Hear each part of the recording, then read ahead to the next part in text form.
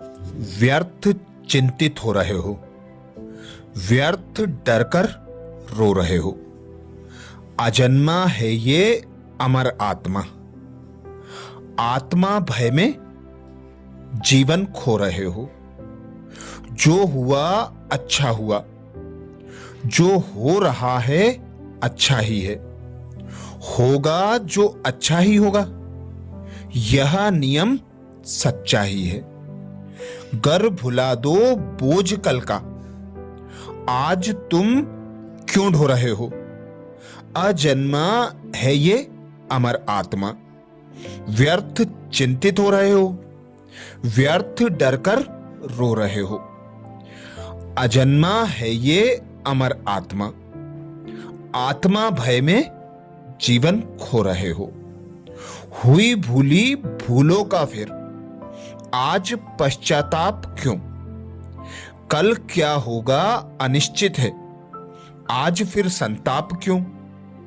जुट पड़ो कर्तव्य में तुम, बाट किसकी जोह रहे हो। अजन्मा है ये अमर आत्मा। व्यर्थ चिंतित हो रहे हो। आत्म भय में जीवन क्यों खो रहे हो। क्या गया तुम रो पड़े, तुम लाए क्या थे खो दिया। है हुआ क्या नष्ट तुमसे, ऐसा क्या था खो दिया। व्यर्थ ग्लानि से भरा मन, आंसुओं से धो रहे हो। अजन्मा है ये अमर आत्मा। आत्म भय में जीवन खो रहे हो। लेके खाली हाथ आए, जो लिया यहीं से लिया। जो लिया नसीब से, उसको जो दिया यहीं का दिया। जान कर करतूत जग का, क्यों परेशान हो रहे हो। अजन्मा है ये अमर आत्मा। आत्म भय में जीवन खो रहे हो। जो तुम्हारा आज है, कल वो ही था किसी और का। होगा परसों जाने किसका, यह नियम सरकार का। मग्न हो अपना समझना, दुखों को संजो रहे हो।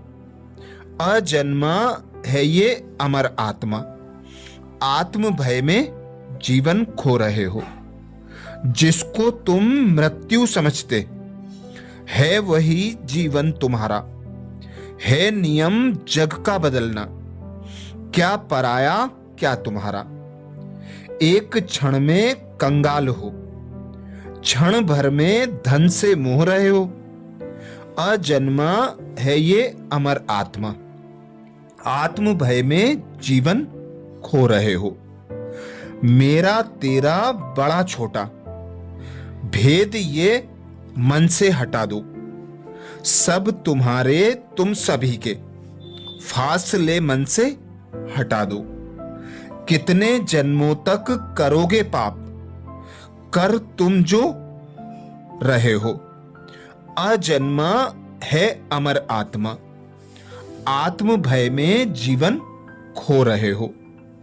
है किराए का मकान, ना तुम हो इसके ना तुम्हारा।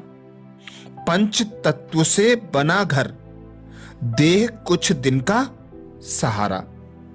इस मकान में हो मुसाफिर, इस कदर क्यों सो रहे हो। अजन्मा है अमर आत्मा। आत्म भय में जीवन खो रहे हो। उठो अपने आप को, भगवान को अर्पित करो।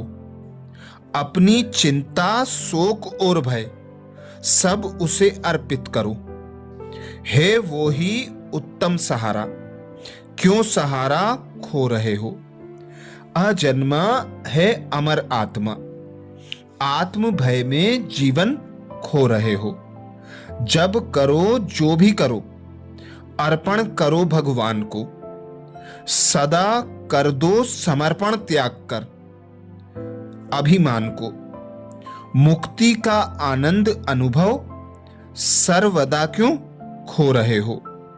अजन्मा है अमर आत्मा, आत्म भय में जीवन खो रहे हो। व्यर्थ चिंतित हो रहे हो, व्यर्थ डरकर रो रहे हो। अजन्मा है ये अमर आत्मा, आत्म भय में जीवन खो रहे हो। कहा जाता है कि महाभारत के युद्ध में श्री कृष्ण के द्वारा जो उपदेश दिए गए उसे गीता कहा जाता है। गीता के उपदेश में जीवन जीने, धर्म का अनुसरण करने और कर्म के महत्व को समझाया गया है। आज यानी 23 दिसंबर को गीता जयंती मनाई जा रही है। मान्यता है कि जिस दिन श्री कृष्ण ने अर्जुन को गीता का ज्ञान दिया था, उस दिन मार्गशीर्ष माह का शुक्ल पक्ष की एकादशी थी। इसलिए इस दिन को गीता जयंती के रूप में मनाया जाता है। इस दिन उपवास करने की भी मान्यता है।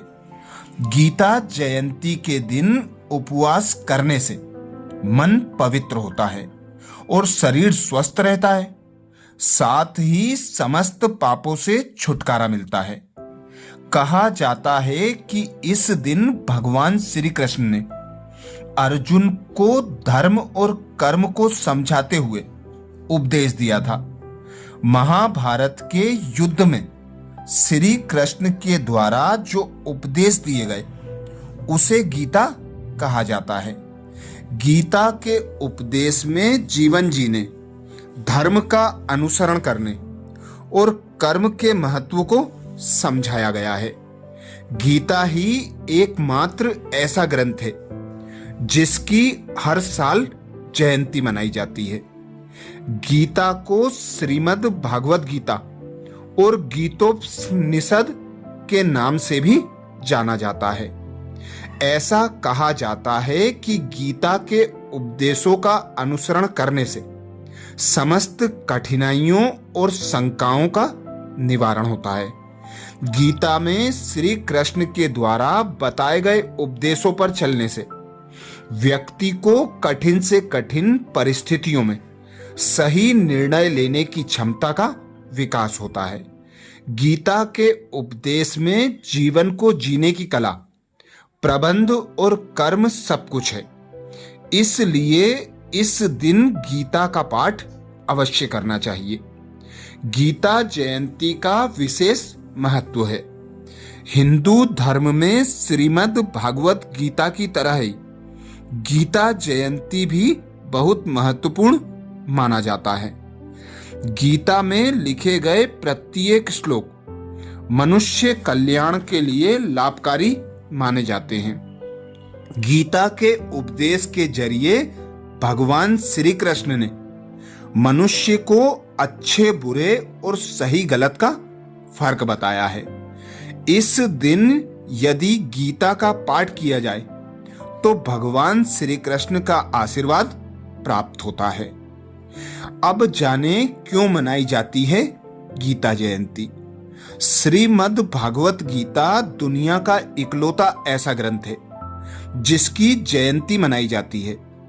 ऐसा इसलिए क्योंकि गीता का जन्म स्वयं भगवान श्री कृष्ण के मुख से हुआ है।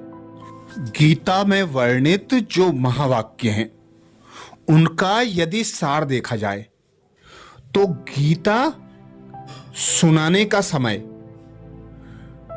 कलयुग का अंत और सतयुग का आदि माना जा सकता है, क्योंकि जब सभी मनुष्य 5 विकारों के वशीभूत होते हैं, मोह माया में डूबे हुए होते हैं, भगवान को भूल जाते हैं, स्वयं को भूल जाते हैं, ऐसे समय पर गीता सुनाई जाती है और गीता के आधार पर सर्व मनुष्य आत्माओं को मुक्ति, जीवन मुक्ति प्राप्त कराई जाती है।